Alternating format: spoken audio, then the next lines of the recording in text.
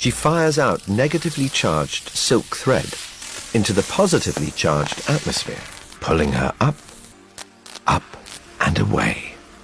Home to a baby cupboard spider, no bigger than a pinhead. She's got about 200 brothers and sisters, and her siblings have some truly appalling table manners.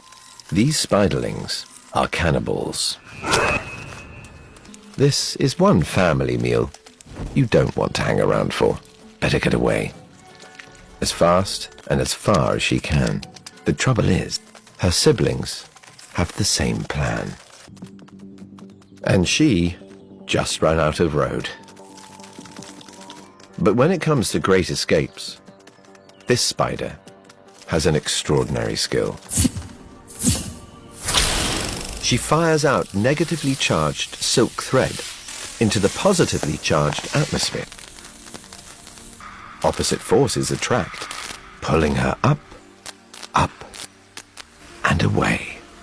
Heading high, riding the wind, even cruising the jet stream, she can travel for thousands of miles. By ballooning, they've colonized every corner of the Earth.